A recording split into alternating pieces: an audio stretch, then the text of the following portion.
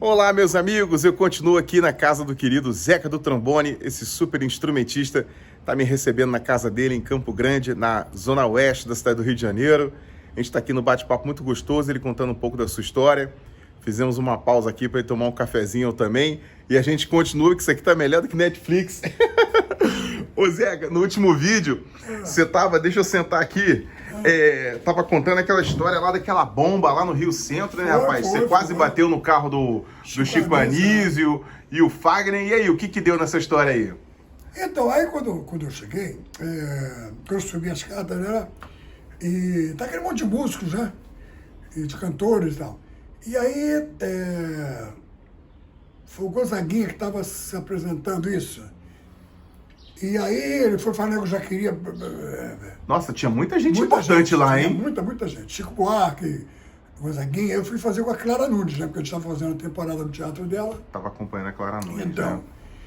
E aí, depois dele, era exatamente a Clara Nunes. Aí... Era que era um festival? Foi aquele lance, foi um lance assim, em relação a um show político, né? Foi assim, mais um desagravo, né? Dos artistas a ditadura, né? Que tinha acontecido, entendeu? Então os artistas eram todos daquele nível, né? Daquela rapaziada. Entendi. Que tinha conteúdo, né? Que só não cantava para ganhar grana ou para ficar famoso. Os caras tinham o cunho social. Eram os influentes da época, né? Claro, influenciava. Exatamente. Influenciava geral. E aí, eu fiz com a Clara Nunes. E, bom, aí passou. Fizemos aquele rolo todo. E teve show assim mesmo, não? Teve show, continuou. Porque o cara, a bomba que eles iam soltar, o cara se ferrou, o cara estourou no colo dele. Caramba! E aquilo levou anos, até recentemente se falava sobre isso, né? Sobre essa casa quem da foi, bomba, quem né? não foi, quem mandou, quem deixou de mandar, né? Aquele rolo todo. E aí, conclusão, a gente passou um tempo, sei que um ano depois, com esse lance do Tim Maia, eles também me procuraram para fazer um show lá, no Rio Centro. Rio Centro. Aí ele já tinha outra banda, né? A base ele já era outra banda e tal. O Roberto Magalhães já não estava mais, acho que tinha até embora do Brasil, morreu, não sei. E aí fui eu mais 2 caras, eu e um trompete e sax, a formação habitual que ele usava. Aí fizemos lá. E aí foi esse que foi muito engraçado, porque o Tim foi cantar e ele mandou uma letra lá que quase que dá um rolo danado lá de novo. Esse aí eu nunca mais esqueci também. Caramba! Ele estava cantando, né, aquele povo lá e tal, aquele montão de gente ele cantando. Aí depois ele virou, pô, aí meu irmão, eu só espero o seguinte, moro? Que com a gente aqui hoje não vai haver essa parada não, dessa bomba, não, tu veja lá, hein? Nós estamos aqui para cantar, para levar vocês para alegria, tu veja lá, hein? Aí não tinha. Aí eu fiquei meio preocupado, eu olhei pro cara da esquerda, que era o trompetista, e o cara tava mudando de cor, pô, o cara tava vermelho pra caramba. Com medo, né? Eu virei pra ele, ô rapaz, o grande eu falei, você tá vendo alguma coisa que você tá amedrontado? Quem que eu vi? Não, tô cabendo com aquele cara ali embaixo, porra. Ele falou pra mim. Aí eu olhei pra baixo, Felipe, tinha um camarada, de braço cruzado, o cara tava assim. Aí essa mania da maioria dos homens tem essa mania, o cara para e fica assim, né? Tem. Não tem? Mas, sempre tem um que para assim, Aí o cara, mas é que o cara tava sério. Eu não sei se ele não estava gostando do Tim, não estava gostando de nada, que a cara dele estava fechada, ele estava assim, e realmente ele estava com a cara amarradona. Aí o cara do trompete ficou grilado com ele, né? Olhando para esse cara, ele vermelho pra caramba, olhando para esse camarada. Aí eu também meti a cara no cara, lógico, eu também. Aí, conclusão, eu fiquei grande parte do show tocando. E prestando atenção. Eu esqueci aquela galera da frente. Qual é desse cara aí? O time vai, quer dizer, tu acabou caindo na pilha dele, né? Eu pensei, se ele vai arrumar alguma coisa, eu vou dar um pulo daqui pra fora, né? Sinceramente. Então essa eu acho que foi a última experiência que eu tive com o time. Caramba, marcante, não tem como esquecer, nossa. Aí depois disso, aí casou, tocou com o Tim Maia, aí você passou a fazer o que na tua carreira? Tocou com quem? Nesse mesmo ano, vamos voltar agora, vamos fazer vou retornar um pouco. Voltar um pouquinho. Falar uma música, vou fazer um retorneado. Naquele ano que nós fizemos, como eu te falei, quando eu cheguei, né, de volta ao Brasil, em 1971, mais ou menos, era de 71.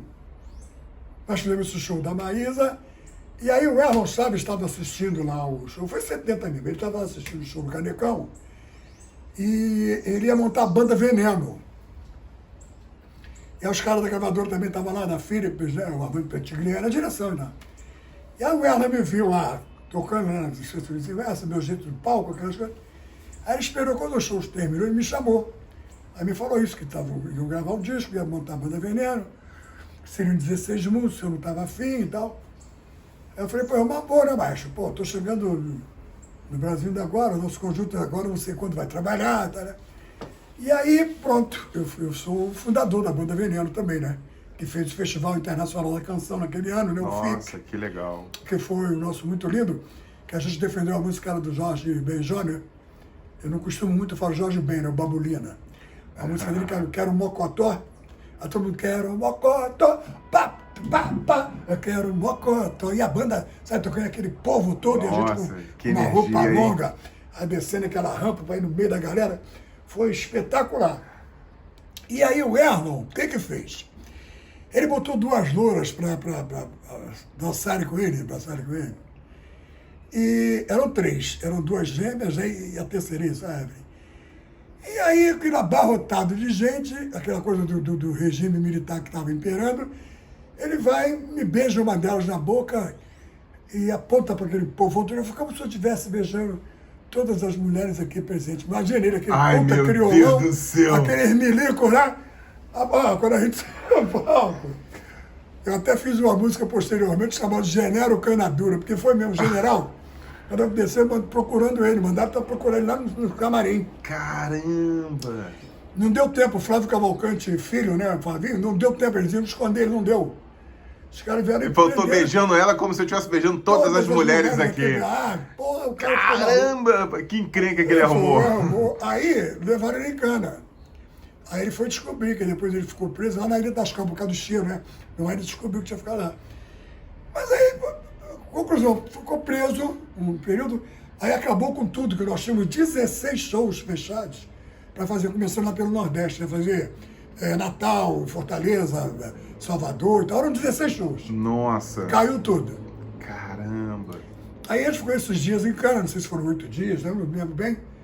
E aí retornou, os caras começaram a dar apoio a ele, né, gravador, para não... Porque ele entrou numa depressão danada e tal. Nossa! E aí ele teve, eu até cheguei a fazer, eu fiz porque foi em Campo Grande. Tinha um cara, um empresário meio assim, chegado a ele mesmo, e o cara dando a vender show, não com o preço que seria anteriormente, entendeu? O cachê. Até que reduziu bem, mas ele tinha que trabalhar, né? E aí, o que ele fez em Campo Grande, eu fiz com a banda, Veneno. Depois, não mais, que aí aconteceu essa história interessante, porque o Wilson Simonal, né, que era um grande cartaz na época, era o cantor mais famoso do Brasil, junto com o Roberto Carlos, né? O Simonal tinha... Dizem até que foi até maior na época, né? Era pela vantagem que o Simonal era um grande cadáver, né? Um senhor artista, o Simonal versátil e tal. O Roberto com essas coisas dele, essas baladinhas dele, né? O Simonal, pô, pelo amor de Deus, né?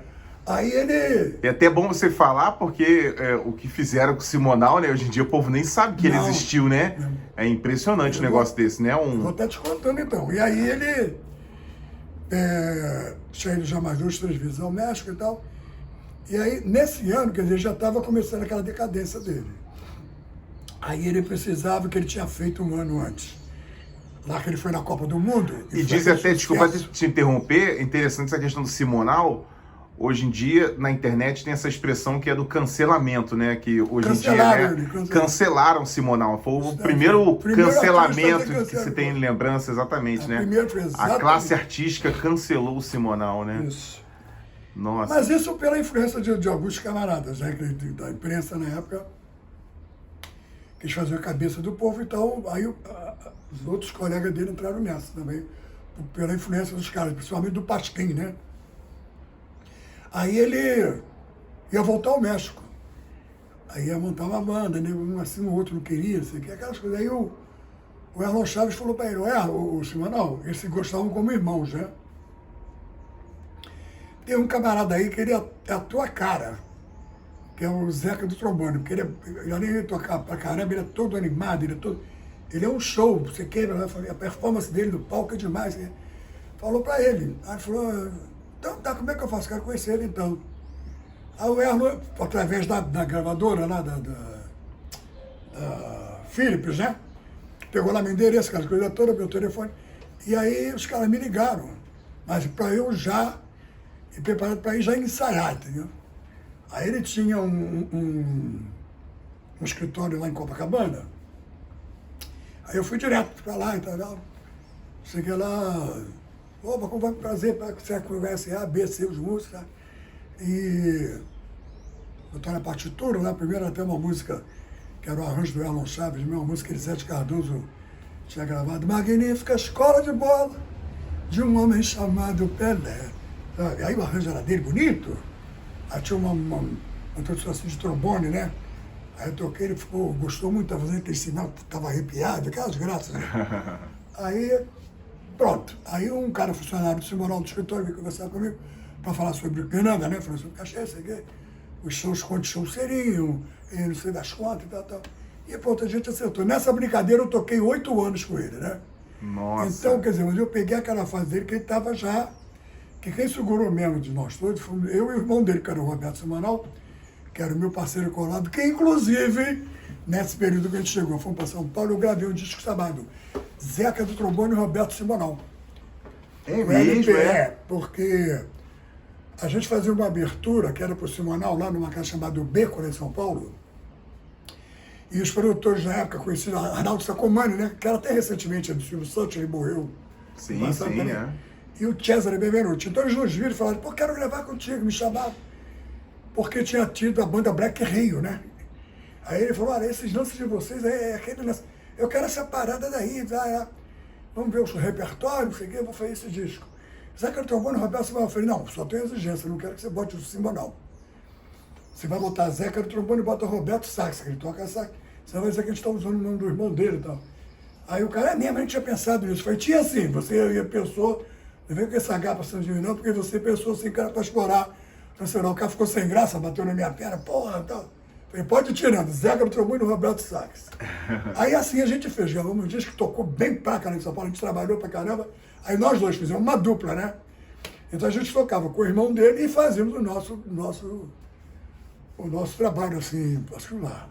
E aí, foram anos muito bons, né, naquele período. Isso e foi aí, época, Simonal, isso aí? Isso já é 80 já, não? Já era 80 e plau. Aí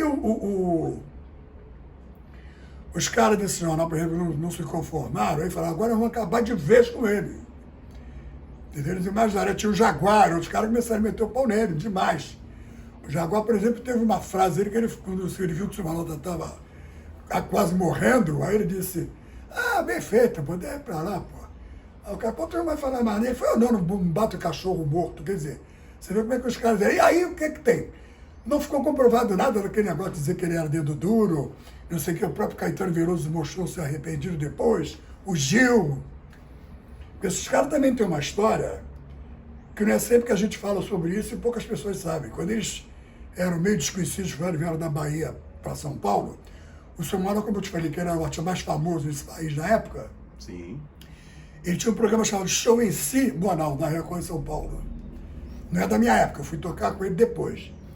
Mas a gente sabe das coisas. Nos contaram que até roupa ele dava, né, pro Caetano se apresentar, pro Gil e tal. Nossa. Gal Costa, ele mandava vestir a Gal, que Gal com aquela meio de andar descalça e porque tal. o Simonal era o grande artista da Ele época, era, um cara né? super bem Claro, sucedido, cara, muito. exatamente, é. E ele ocasionava essa inveja toda porque o nego não aceitava, pô. O negão daquele... E eu ia falar isso, o Mercedes, um negão de né? Mercedes, ele tirava onda Tirava demais, onda, ele, claro, tirava claro. onda. Nossa, O nego cara. falava mesmo, os caras falavam, eu quero ver esse cara É. se ferrar, pô. Os caras ficavam na bronca. Zeca, segura aí, ó, vou te falar. Gente, o papo tá bom demais. Ó, a gente, no próximo vídeo, continua essa história que tá demais aqui com o Zeca do Trombone. Então, te aguardo no próximo vídeo.